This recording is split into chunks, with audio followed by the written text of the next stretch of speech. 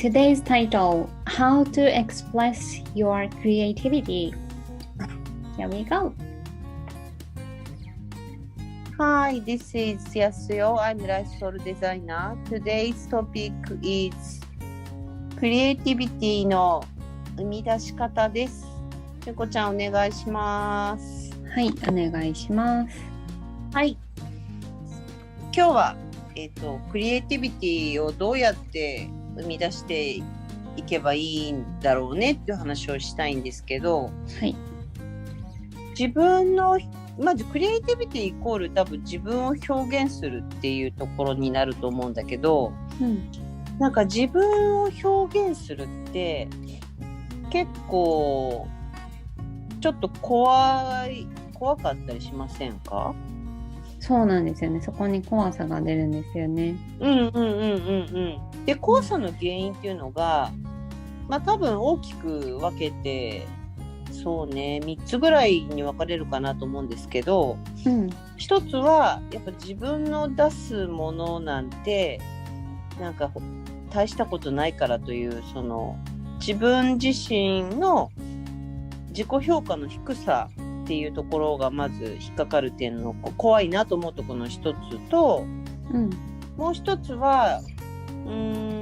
やっぱ人の反応かな。その出して、周りの人の反応が怖いっていうのがあると思う。あともう一つはやっぱりなんか逆にこう無視されたらどうしようっていうか、無反応も怖かったりしませんか？そうですね。そうだから反応が怖いっていうのもあるけど、反応されないのも怖いというか、なんか存在を無視されてるような感じなのも怖いじゃない？だからこうやって私たちは今ねクリエイティビティで YouTube っていうことを形で発信はするけど、やっぱりどっかでなんかどうなんだろうなとかさ、ちょっと思ったりします？私はもうなんか慣れちゃってるから、自分が出せる、自分が今できる最大の自己表現を聞いてくださってる方に何か役に立てたらいいなというそれだけでやってるんだけど、でも最初の頃はやっぱ私も怖かったんですよ。本当に最初の頃は。これ一人でやってたら途中でやめてたような気がするんですよね。そっか。もし今まで一人で何か表現して、途中で引っ込めたこととかありますか？途中でというかなんか、やる気があって1、2回はできてもその後続けることができないっていう。なるほどね。でもそういう人多いかもしれないよ。なんか最初よしって言ってこう第1回目みたいな感じで出すけど、なんか2回目3回目ぐらいでなんかなーって言ってなんか自然に引っ込めちゃうみたいな。引っ込めた理由は何かあるんですか？なんかいろいろ言い訳が出てくるんですよね。これはなんかメッセージ性は何なのとか。自己評価ってこと？自分で自分の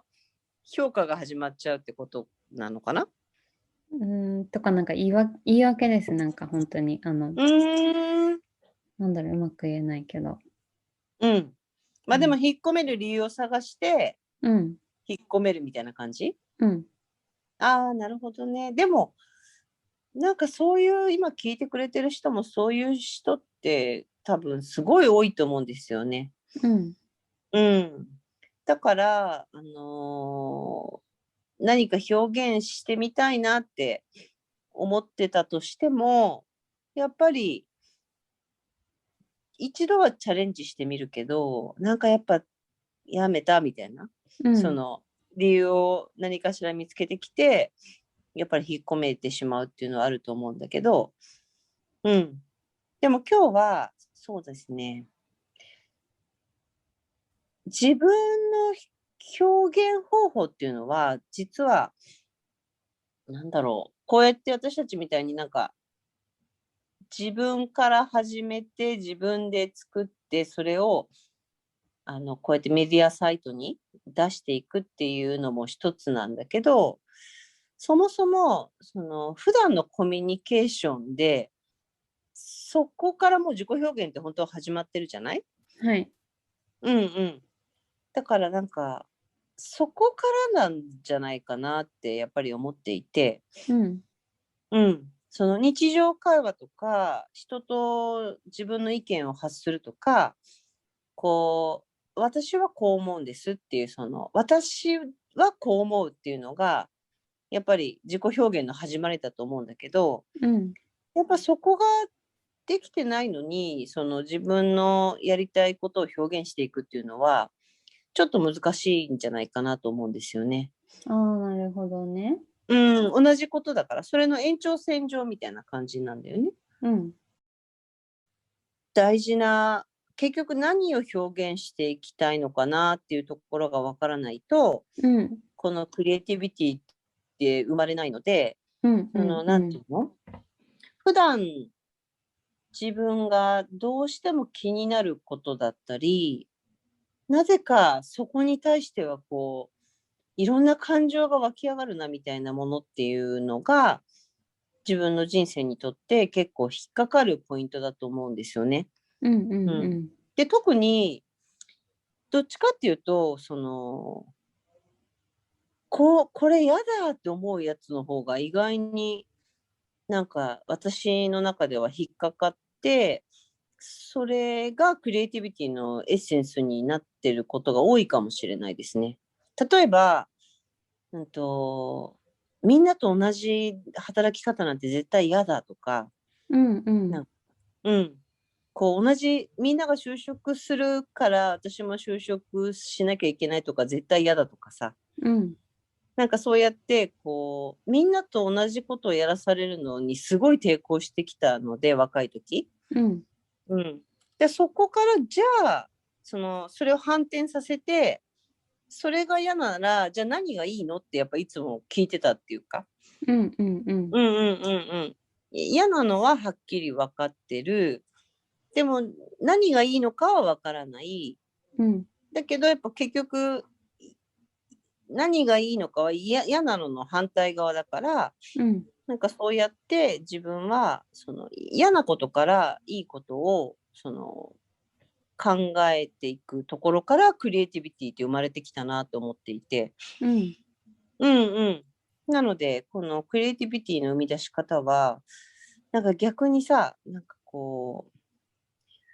嫌な感情って結構分かりやすいじゃないですか。うん。例えば劣等感とか、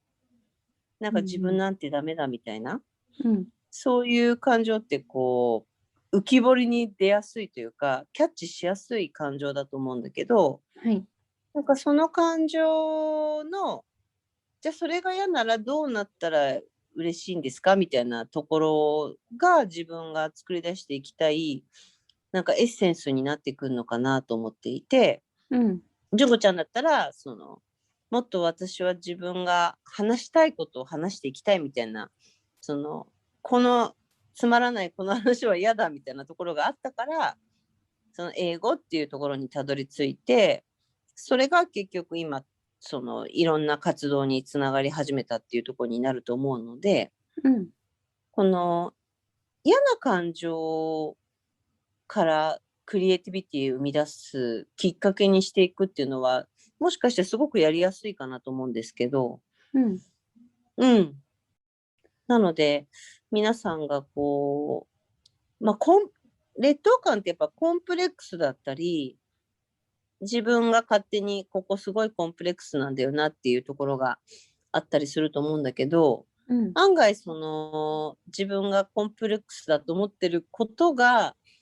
実はそれがその人最大の魅力だったりするから、うんうん。なんかそこを、なんだろうね、自分一人で発見するのってちょっともしかしたら難しいのかもしれないんだけど、はい。うん。なんか人に